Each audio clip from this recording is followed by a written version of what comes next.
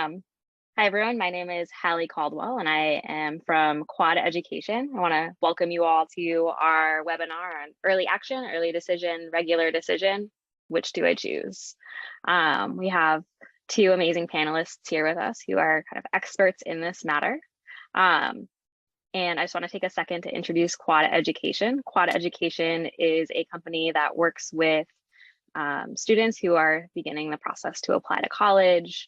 And we have experts, former admissions consultants who help students with deciding what colleges they want to apply to, choosing extracurriculars, building out their college applications, writing their personal statements, of all of everything that you need to help you get into college. And so two of our experts, Dan and Natalie, are here with us today. So we'll introduce our two panelists and then just go over what early decision, regular decision, early action mean, the pros and cons of each. We'll go over how to choose which of those options is right for you. We'll talk about how to prepare to apply to college early, what you do after that, and then open up for questions. Natalie, thanks so much for joining us. Can you give our guests a little bit of an introduction? Yeah, hi, good morning, afternoon, everyone. Good morning for me. I'm still on Pacific time, but thank you, Hallie, for that handoff. My name is Natalie Greenhouse, and I've had a decade-plus long career working in higher education admissions. I attended a small liberal arts college out in California, and I attended Columbia University for my master's in education policy. I've worked at both small liberal arts colleges, large regional universities, and I'm really excited to talk with you all today about this big decision you might come across in the next couple of months. And I'll hand it over to Dan. Thanks, Natalie. Fun to be here. So Dan, two-time graduate of Stanford. This conversation today is like really relevant for some of the candidates that I'm working with right now, really thinking hard about their early action, early decision choices. So I'm glad that we're doing this. I hope it's helpful to you. I'm also an adjunct faculty at Rensselaer Polytechnic University and just help lots of people, with their applications. So it's fun to be here. Awesome. Thanks, Dan. Thanks, Natalie. So glad you both could be here. So we'll dive right in. So early action, early decision, regular decision, what actually is the difference? Dan, you want to start us off? Sure. Yeah. So this is good. Just get kind of a high level overview here. But so early action, early decision have a lot of things in common in terms of like the benefits. So the difference is often around like whether it's binding or not binding. So if you're looking at like early action and early decisions, both of those are going to let you get that decision result earlier, and that can be really beneficial for many students. On the early action side, if it's non-binding, that can give you, just a little more flexibility and options, and you can apply to other schools. Whereas early decision often is kind of a binding commitment, and so you really want to make sure that that's, the one school that you want, or if you got accepted to it, you'd just be thrilled and willing to let the other ones go. There is a little bit of a distinction sometimes between like early decision 1, early decision 2, in terms of like two different times that you can apply. ED2 tends to be a little closer to the regular decision. And of course, there's always the regular decision. You can apply at the same time as most other candidates. You do receive your decision a little bit later, but you have more flexibility. You can apply to any other school through their restrictive or early action, early decision options.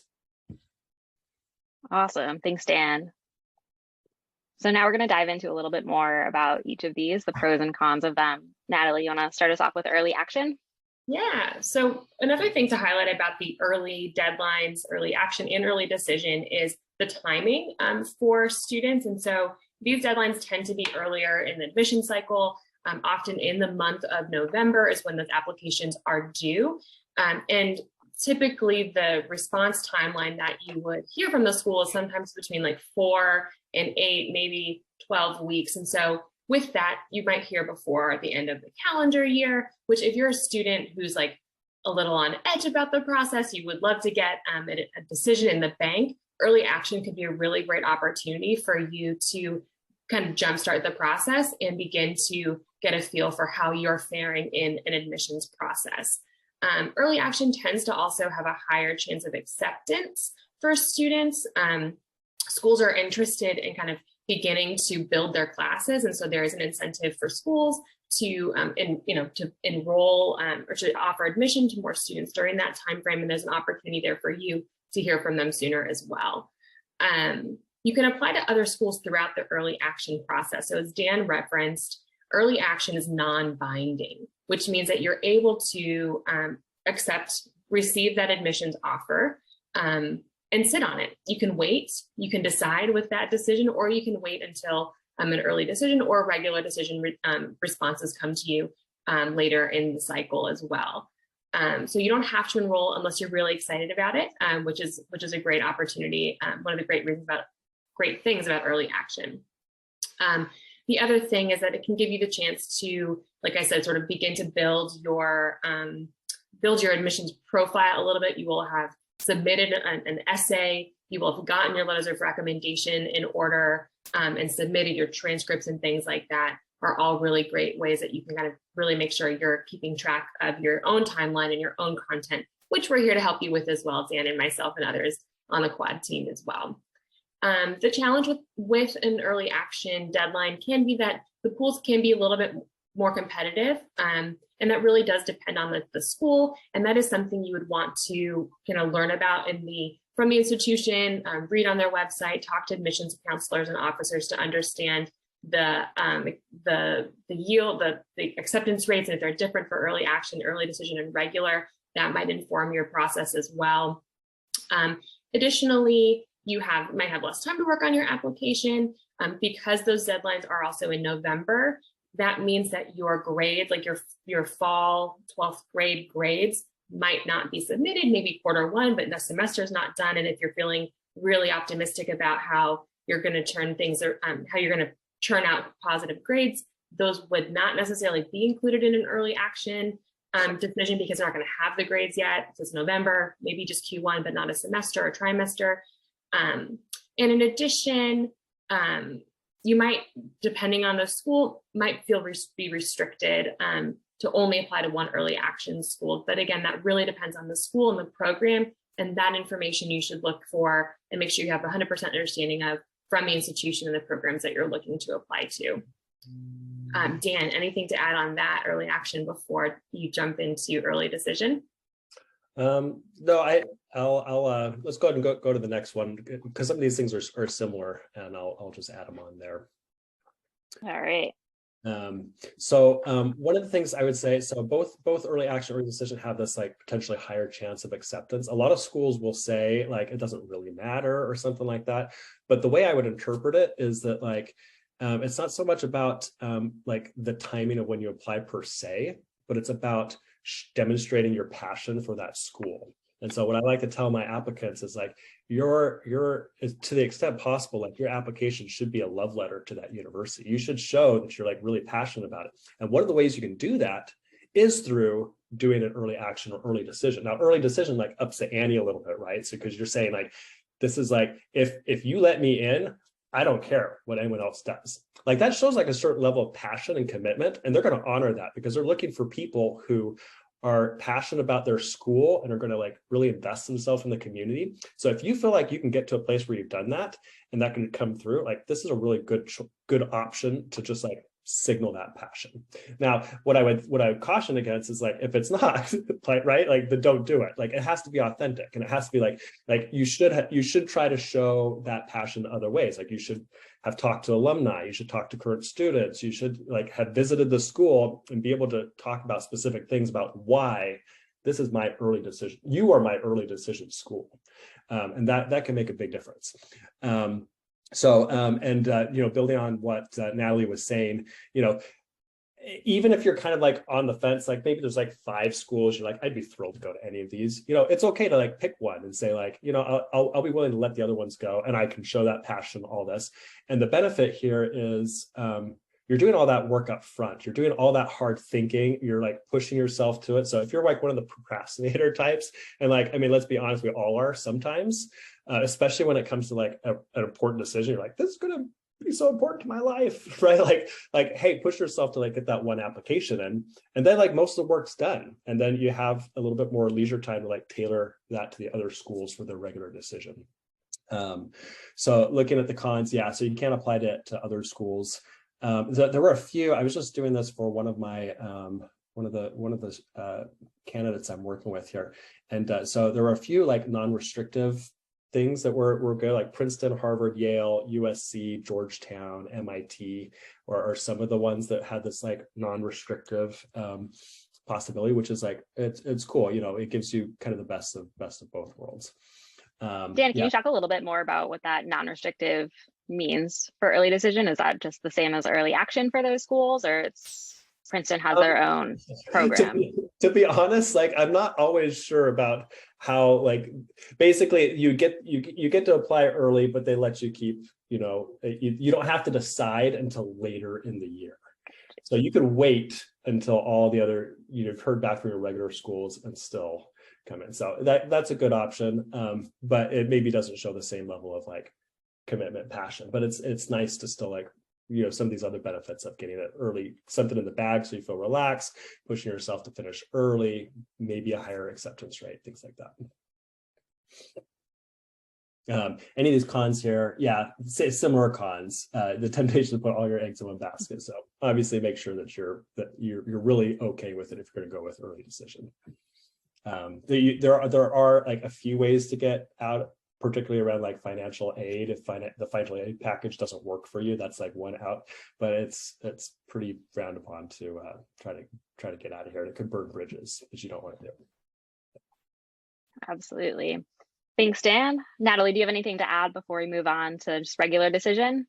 I would just let's just recap real quick, like the similarities between these two. So early implies timeline, right? So early decision and early action, both of these require action on your part soon, in pretty much around November. These deadlines take place before the holidays typically, which means you hear back sooner.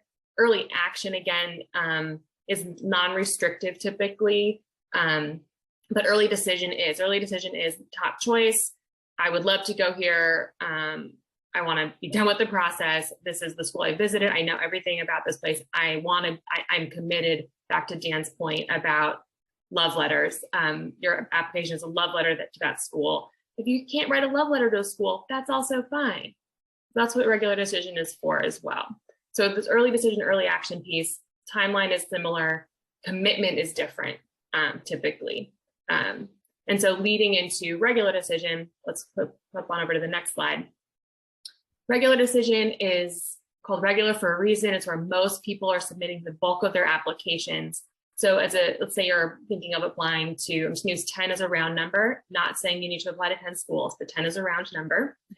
Out of 10 schools, you might choose to apply to 1 or 2 early action because you're like super pumped about it, but you're not 100% there. You demonstrate your commitment to 1 school through early decision. And that brings us to 3. And you have 7 schools on your list that you're like, I'm going to apply regular decision if it comes to it. That's how you might break down your list and your process. So regular decision gives you a lot more time to work on your applications. These typically for private schools tend to be around the new year, January 1st, January 2nd, January 4th, January 10th are some common deadlines. I live in California, and so the UC's regular decision is actually in November, usually around Thanksgiving. So I just want to caveat that with check the school, check the system if it's involved in a big public. Those have totally different processes given the volume of the applications. But typically you do have more time. You're not committing to any school through regular decision. You're typically waiting to gather the admissions offers. You're waiting to gather the financial aid offers as well. You're able to kind of have this shopping experience in the spring, which is where most students are making those final decisions before the May 1st decision deadline that everyone, universally kind of adheres to in higher ed admissions. And so that gives you a lot more wiggle room to kind of think about the financial costs. If you're just not sure yet, or you haven't visited all of your schools, regular decision paths tend to be kind of the most appropriate. And it's the most common. Again, you shouldn't feel like you need to be forced yourself into doing an early decision or early action because your friend is, because your counselor is advising it. Like if it doesn't feel true to you, think through that process and really stay true to your heart and your process, because you don't want to apply before you're really ready and commit to something before you're ready to. The other pro of regular decision that's not on here is the grade piece. So again, you will have a full semester or 1.5 trimesters of grades to submit with a regular decision application. And your fall grades matter a lot. They matter as much as your junior year grades. You might have additional testing to submit. That also might be a reason why you're choosing to go the regular decision route as well, because you're taking a test in November or December and you want to make sure those scores make it into your profile, because they're going to give you that extra bump or that edge in the process that you're really hoping to have as well. So don't apply premature if you're not ready. It's okay to sit and wait so that you're presenting yourself in the best possible way. And that might mean waiting, and that's fine. The cons can be lower acceptance rates. So if there's an early decision deadline, schools are admitting 1-to-1. I'm admitting one student for one student to matriculate to my school. For regular decision, a school might have to admit 3, 5, 10 students for every one admission spot. And so the acceptance rates can sometimes be different by school, but also by program. And so that's something else really to look into, that within an institution, one program might be incredibly competitive and another program might be less competitive. And so that is something to be mindful of as well as you go through this process, not just for our RD, but for all things across the board. And you have to wait. You have to sit and you have to wait. That's the challenge. You submit everything by January, and then you wait, tapping your fingers for 2 months, waiting to hear those results. And so that is just something to be mindful of. It could be blissful. It could be super stressful. Everyone processes that differently, but it is something else to keep in mind about the process as well. Thanks so much, Natalie. I just want to hop in quickly and say thanks to everyone who are submitting Q&A questions. We're going to dedicate a good chunk of time at the end of this to go over those. So keep submitting them if you have them, and we'll get to them at the end. Dan, do you have anything else to add about regular decision, the pros and cons of all of them before we move on? Yeah, no, I would just second everything that Natalie said. That's all really good advice. One thing I don't know that we talked about on the early things, on the early action, early decision, is that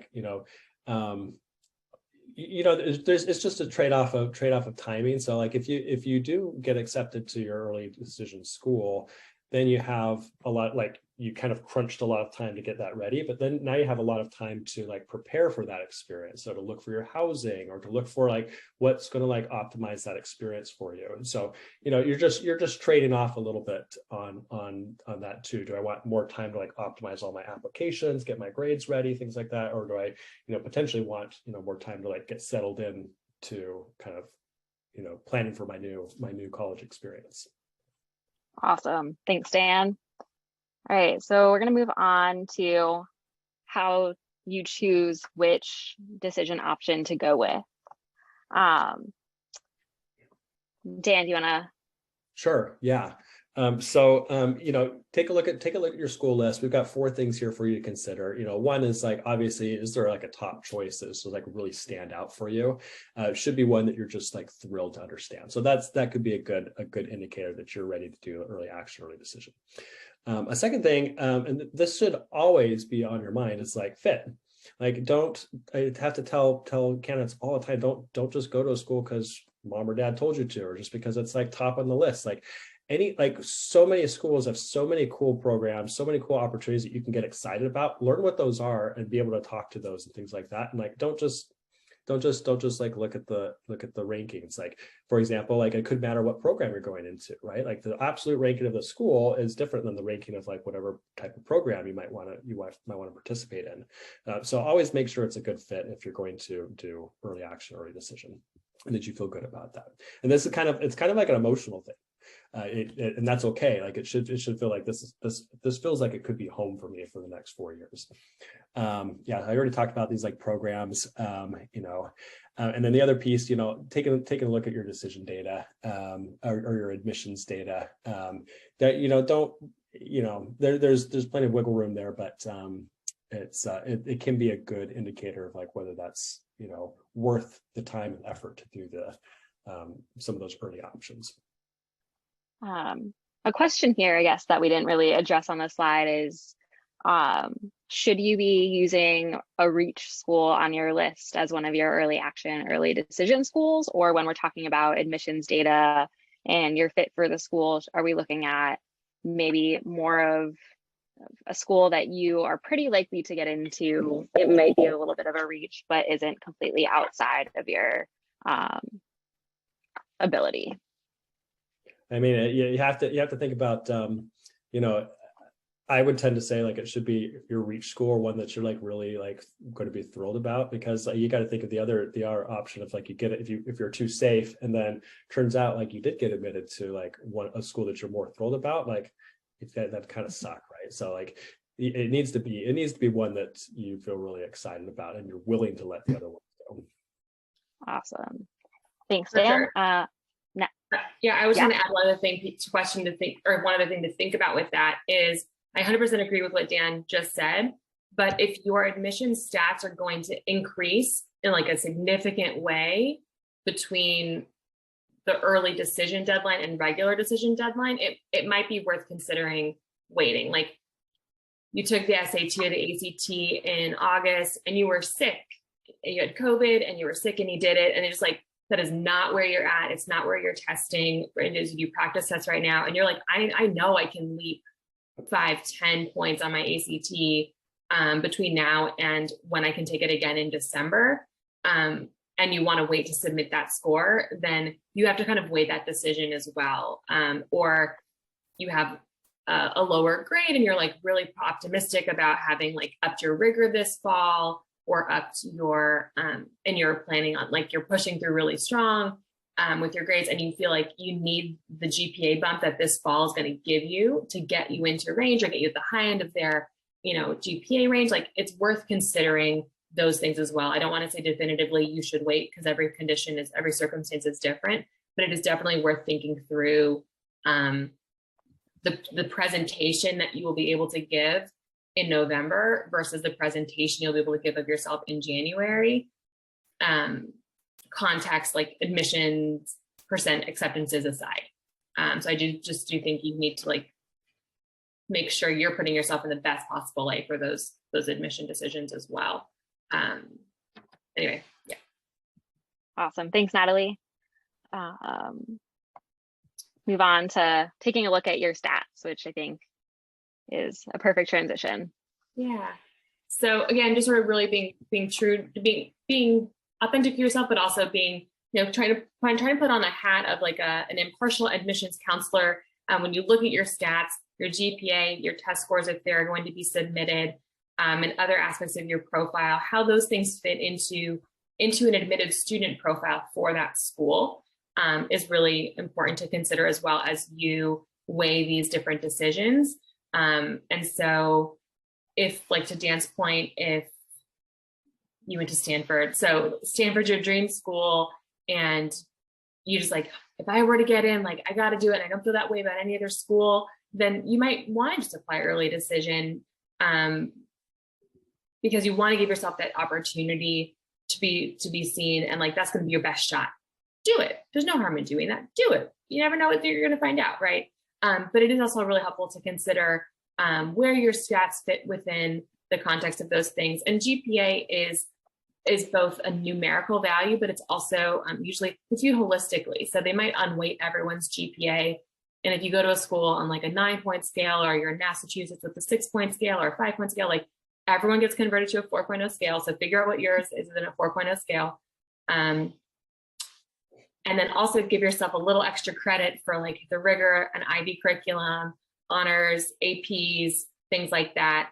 So it's sort of like this yin and yang, this balance between like these raw numerical numbers, but also what those things mean. Because a 3.5 with a straight regular curriculum, meeting like minimum graduation requirements for your state or your school is very different than a 3.5 with 4 or 5 APs a year for the last 3 years, 3 times science, AP French, Lit is a very different academic profile than the first student, even though the GPA technically is the same.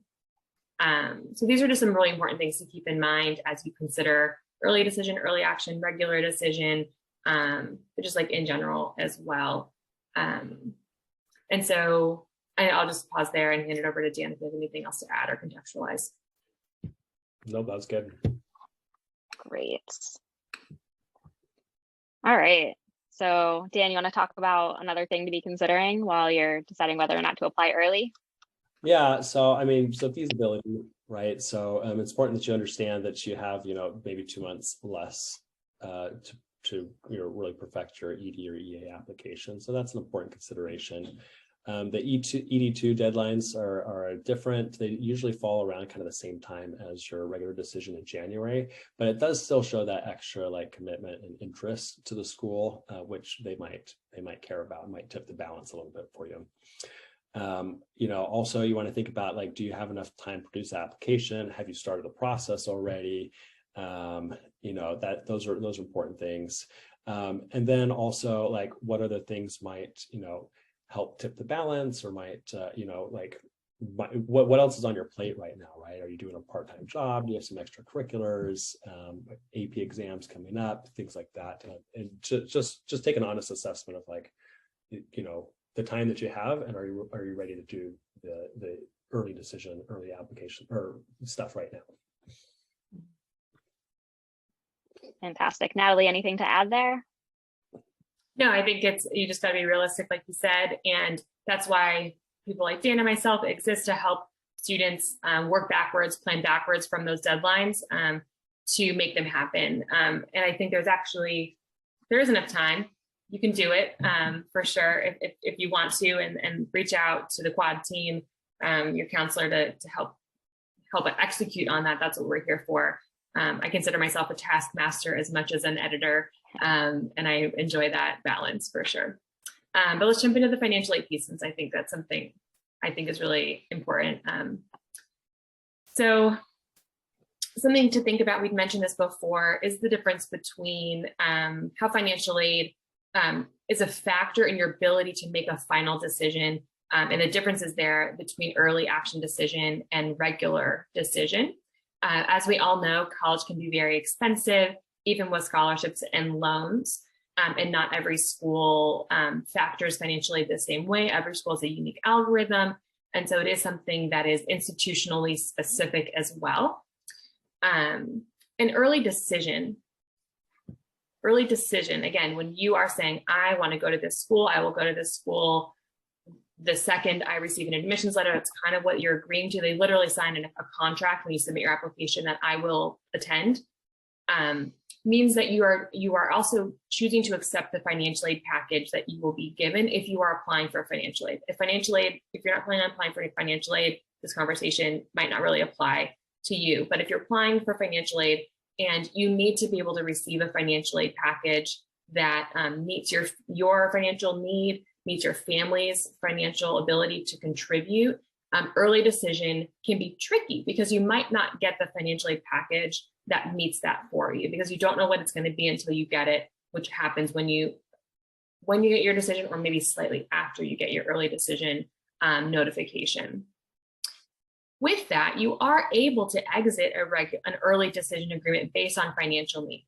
As Dan referenced, it's not really something that's best practice, but the school doesn't want you to overcommit financially at the same time. And so there's a lot of conversations that would take place between receiving that financial aid award and ultimately choosing to back out of the agreement. You can talk to the admissions counselor, you can talk to the financial aid office. There might be an opportunity to appeal that process, but there isn't an exit strategy if it truly is a financial hardship. The financial aid package that they've given you is a financial hardship for your family.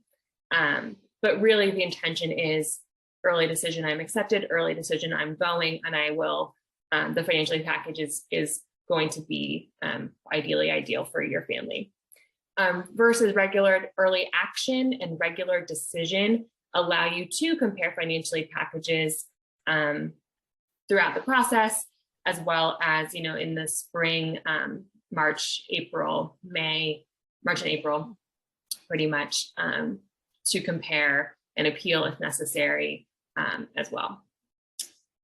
So it sounds like if a financial aid package is incredibly important to you, early action might be the better, or regular decision might be your best bet, so you can make a decision based on all of that information.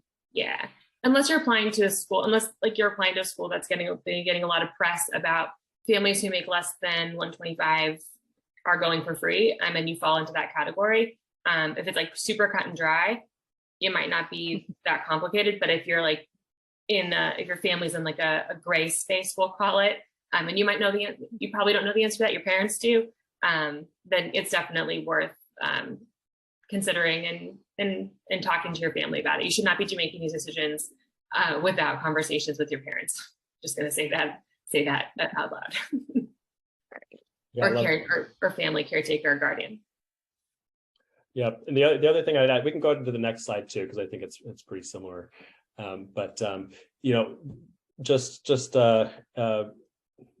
reiterating what Natalie was saying about, like, it is a decision. Like, even though the like financial aid is like a potential out, like you would never go into this like with that. It's like you're like, well, but I can get out of it this way. No, like when you're making that decision, you should say like, my first thing is to like figure out how can I make it work, and have those conversations, and like go see if you can get a little bit more to make it work. Like your commitment should be like, I'm going to try to make this work as much as possible.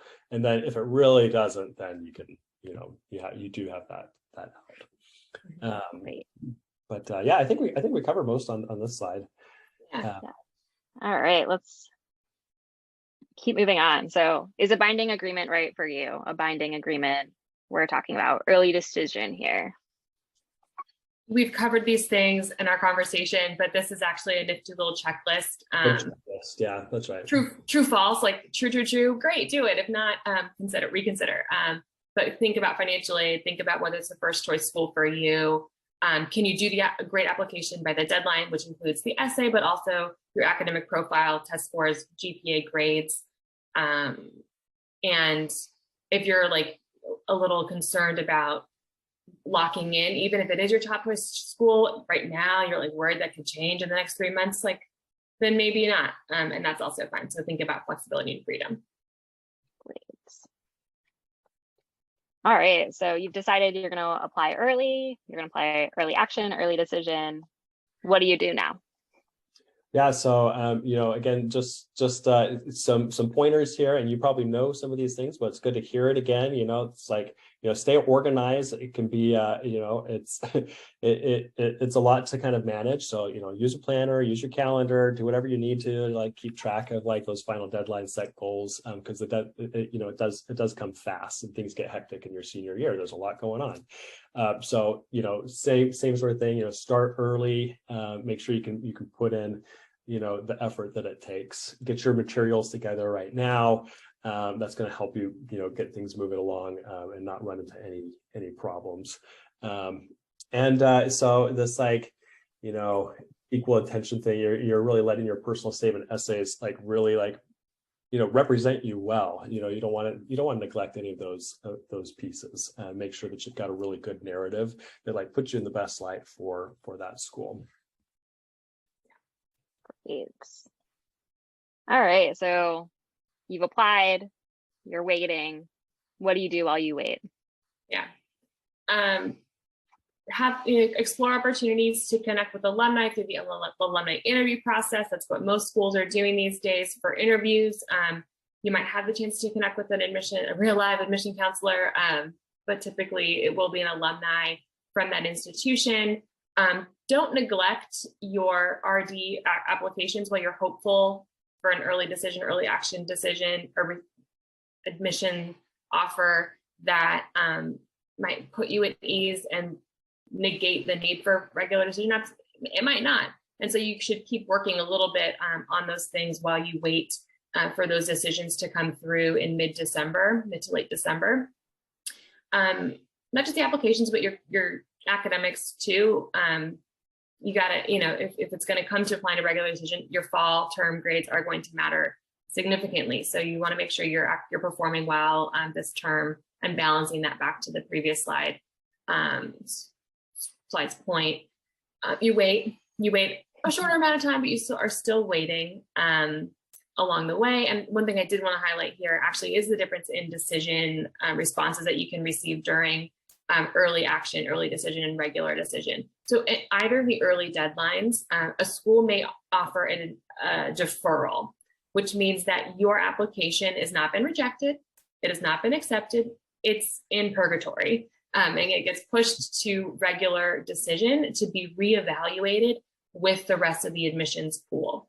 So with that, they're looking for new information that will be added to the application to hopefully strengthen it. We want to see higher grades. We're waiting for those test scores. We saw that you're going to take they won't probably tell you this, but this is like what is happening internally on their committees. You indicated you're taking the ACT in December. We want to wait to see those scores that they're going to come through. We want to see the student in the context of their school group or the broader pool for the school or the program. They might want, it's an opportunity for you to add a little zest to your application as well, submit another essay, provide a writing sample, another letter of recommendation, something to sort of beef up your profile a little bit if you are deferred. If you get rejected, at least you found out sooner.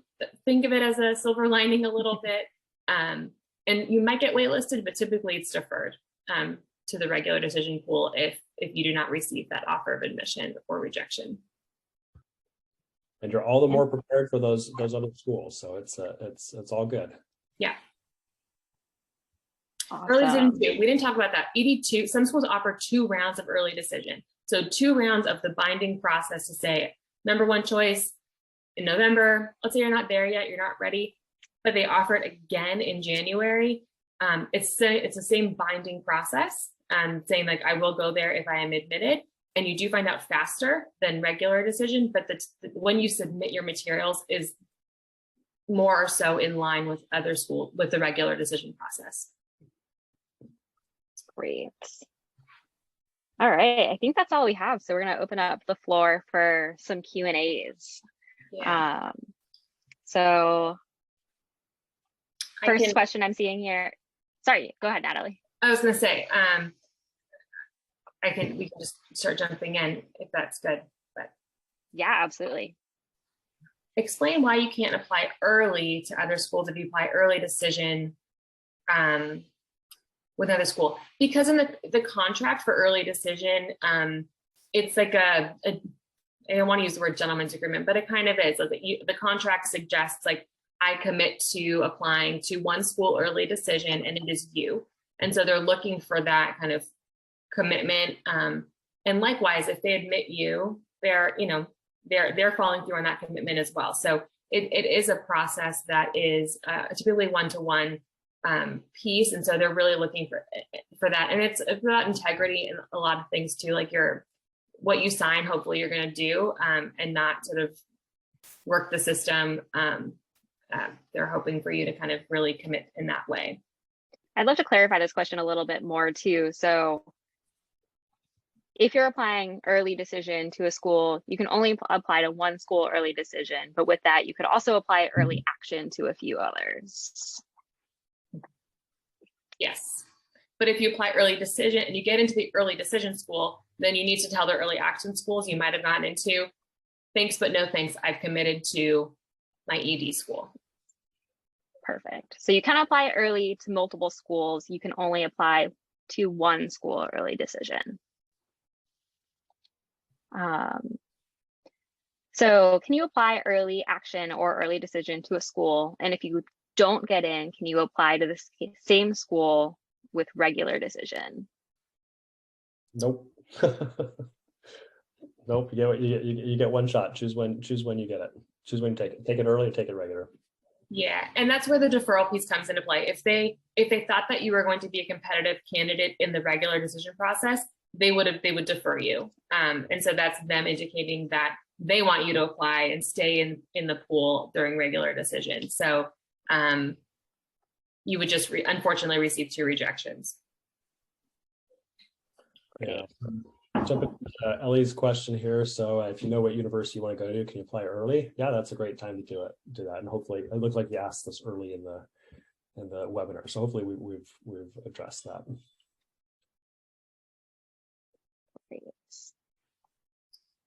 What is the margin for the decrease in acceptance rate if a student were to apply for a regular decision? So what are the differences in the rates? It really depends on the school. I think often the early decision in the volume, like every school is honestly quite different. But typically an early decision acceptance rate is higher, but it's relative. Every school is very different. Like it could go from 15% to 3%. Or it could go from 40% to 20%, or 80% early decision, early action to 50%. So it really got to look at the school's profile and their stats to understand exactly how it would play out. Great. Many schools are not asking for SAT scores. Should you report anyway? Dan, you want to take this one? It's for me, it's a judgment call. Is it going to add to your application or not? But I don't know, Natalie, if you have a different opinion on that. Yeah, if they don't accept, if they say we do not consider scores, don't submit them, because they're just not going to look at them at all. So it sort of like creates noise in the application, or could create noise. And I would say submit scores if they will boost your academic profile. If your GPA is a little low, but you have really high scores and you feel like that's going to show like ability, even though like your GPA is recovering from freshman year, submit them. But if the inverse is the case, you have really high GPA and your scores are not that strong relative to their stats, don't submit them. Because it might actually pull your application down. Great. We have another question. So what's ED2? I know that we briefly covered this, but just one more time, we could give a brief answer. Binding commitment, deadline is different. The deadline to submit is usually in the month of January, early January. You hear back by mid-February. But it is binding. So if you get admitted, then you should be committed to going and accepting the financial aid package that is being offered. And a couple other questions down here about ED2 as well. So is this applicable to the same school you applied to the first time, or is it the next school on your list? I suppose so you don't get 2 shots at the same school, but I suppose if you heard back from like one early decision school and it's a no, and you still can get the deadline. I don't know enough. I don't have the deadlines right in front of me, but like you could potentially do ED2 for a school. So something to look at. Some of these things you're going to have to really just like dig into the specific schools, because they have some different, slightly different deadlines, some slightly different, requirements and restrictions on it.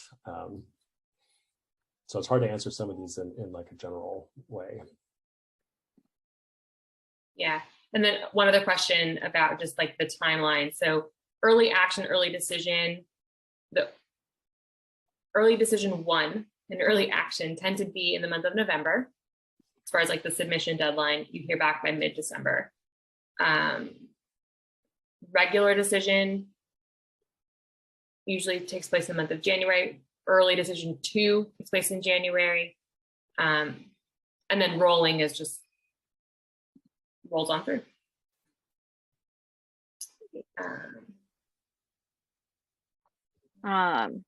See, do schools communicate with each other during the application reviews? And I'm assuming here we're talking about different colleges that you're applying to communicating with each other. I never Dan, heard Natalie, thoughts here? about that. Yeah, I don't know that that's. Natalie, have you heard anything about schools doing that? I don't think.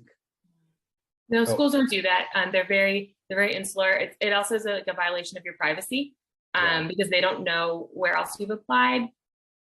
And so to communicate that out would like probably violate some privacy laws. And so no, they do not communicate in that way.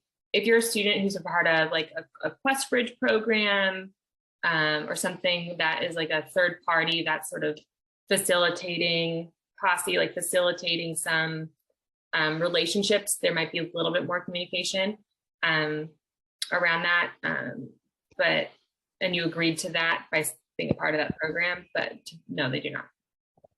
Great. So I was going to take this one about a couple people who are here early, which is cool. So if you're a sophomore, if you're early, so congratulations for like getting a head start and thinking about some of these things. One of you asked about what grade you need to be in to talk to alumni and get interviews. Like, do it now. Do it. Like, get out, talk to students, talk to alumni, find them on LinkedIn or use your parents' LinkedIn or something, to just see who you can connect with. Most people are willing to have like a 15-minute conversation with some like a student. And so that can be really good and help you sort out what you want. Yeah, a couple questions came through on that topic too about age. Like you need, we're having a conversation. Great that you're a sophomore in this conversation or a junior. But what we're talking about as far as timeline is months and a timeline within your senior year of high school, or if you're taking a gap year, the year before you will be applying to college. So if you're a sophomore or junior, you're not submitting applications right now. You're thinking about these things and maybe working toward being able to identify these top schools by the fall of your senior year. But you need to be in a position to enroll for the following fall term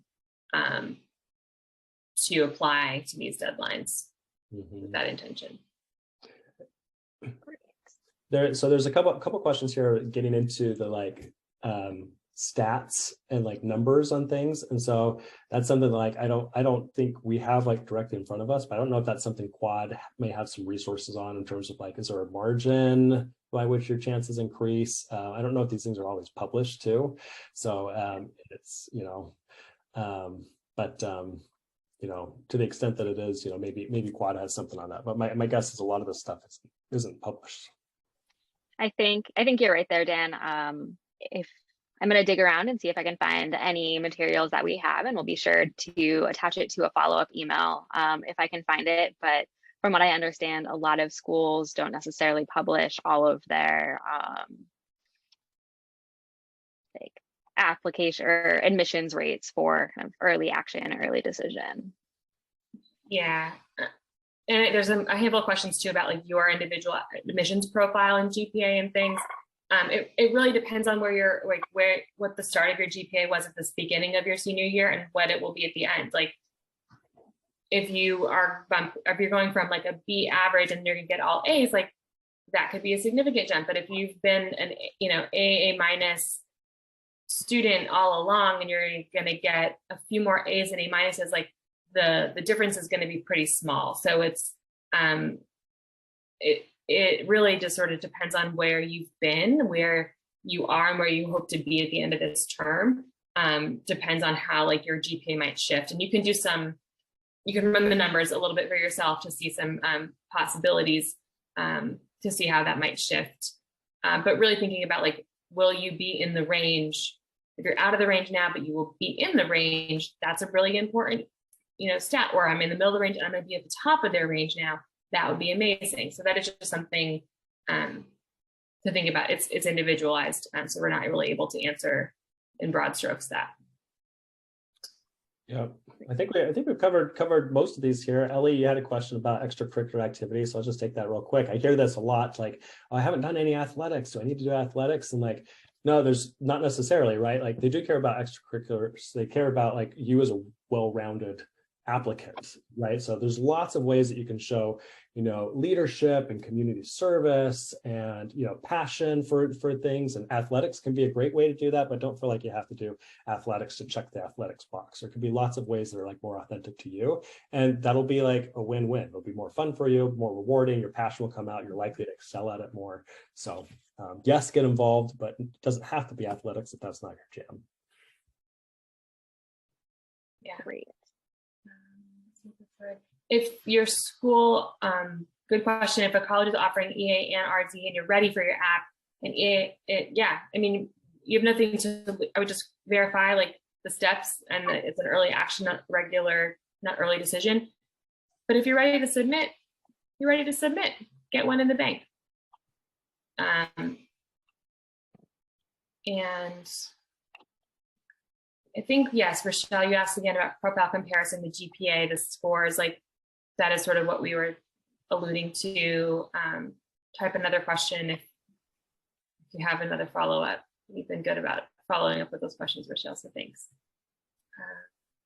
Can you apply ED to 2 different branches for the same school? No, it's one application, one early decision application that you would submit to the school. The schools, their application page on like the Common App might say top choice program, second choice program, but that is up to the school to determine how they want to inquire about your academic interests specific to program or school.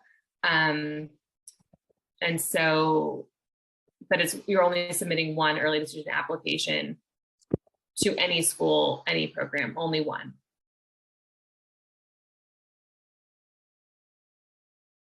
Do schools give low-income students priority?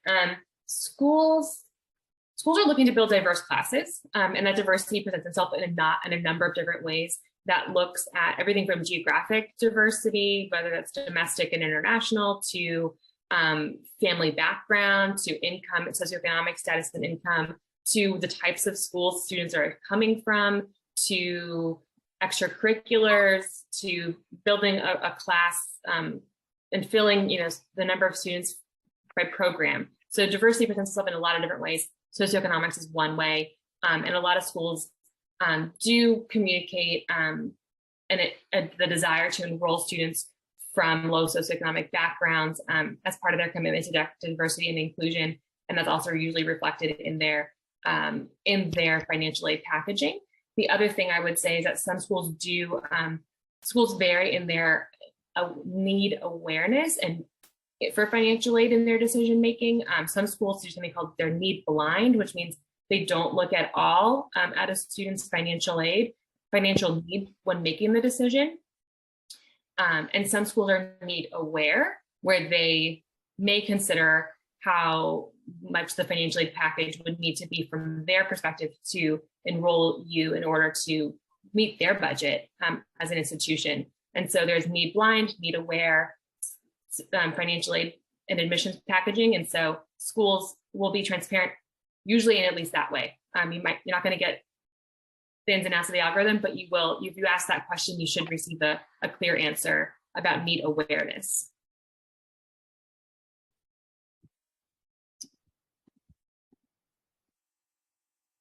If your family does not meet the financial aid requirement, what can you do? So every school is required by federal law to have a financial aid calculator on their website, which allows a family to submit basic data about their financial situation, their taxes, primarily to receive like a hypothetical what a financial package could possibly look like for that student if everything was to be exactly the same in the admissions process. That does not account for grants or institutional aid or scholarships that could change that for you. But that is something to keep in mind. And so you could look and see like if the school is completely out of the ballpark for you financially as a family, through that need calculator, you could have a conversation and ask like if these circumstances were different, what happens? But that's always a good thing to do before. I think Ellie, you're a sophomore, so you got some time to like think about these things and ask these questions beforehand. But that is something to think about. And if it is too expensive and you get the financial aid package, you can appeal. And with an appeal, you would submit additional information. They're not just going to repackage you based on the same information, but if you have new information to provide that would influence their packaging, you can appeal it and possibly see a new financial aid package come through. All right, just a couple of questions left and a few more minutes left. Let's start with, do you have to go to a private school for a better chance of acceptance? No, the answer is no. I think what schools are looking for is this, every student's application gets contextualized into the opportunity that they've been presented at the school they've attended. Colleges do not assume that you had the opportunity to go to a private school or the opportunity to go to the best school in your town or a town over. All they can do is say, how did the student do in the context of the educational opportunities that they were presented with during their high school career? And so that could be private school, that could be homeschool, that could be a public school or an alternative school as well. And so it's really about thinking about how you've taken advantage of those opportunities and demonstrated academic success in the context of your school.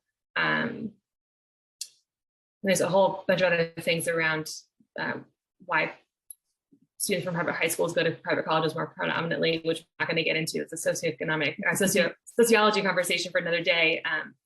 But you do not have to have attended a private high school to be successful at attending a private college. I went to public high school and I went to private college. And I think we covered this a little bit earlier, but what percentage range of ED applicants are generally taken at highly rated schools? And I think that we discussed varies very much based on the college, how many applications they're accepting. But do either of you know of any like general ballpark numbers there?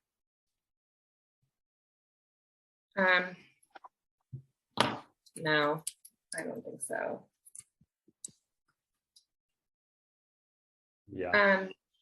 It can be upwards of like a third. Like I just did a quick one on like Stanford and a couple other Ivies. Like it can be double to like a third. So like, which is sounds like a lot, but it's not. In Stanford, it's 9% early decision and 3.5% regular. So it's triple, but we're still talking, like a really small number. So it's quite varied. And then last question that we have here is, would you advise me to get a college counselor? My high school is a small one with only 350 students and they offer college counselors. I guess if we just want to do a little bit of a quick overview about college counselors from high schools versus what a service like Quad Education offers to students, that would be great. Yeah, so your high school counselor is going to be really clued into a couple of things in your process. They're going to be really helpful with creating like a solid list of thinking about the students from your school and where they've gone and the type of kid that you are and where you might be successful. They're really helpful with understanding how your profile academically from your school fits into the admissions profiles of the schools that you're applying to. They also are going to help facilitate meetings or host schools who might come to your school or put you in connection with admissions counselors, because their job is bridging those relationships with the schools. That is what they're being paid to do, and to help you along the way, help you get letters of recommendation, transcripts, like anything from the school logistically they're helping you with.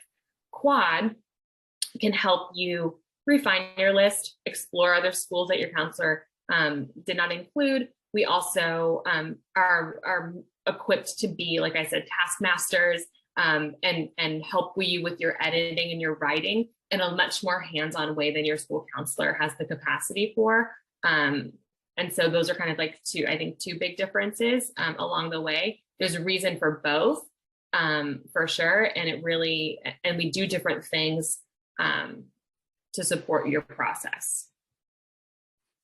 Great answer. That was perfect. Good questions all around. Great.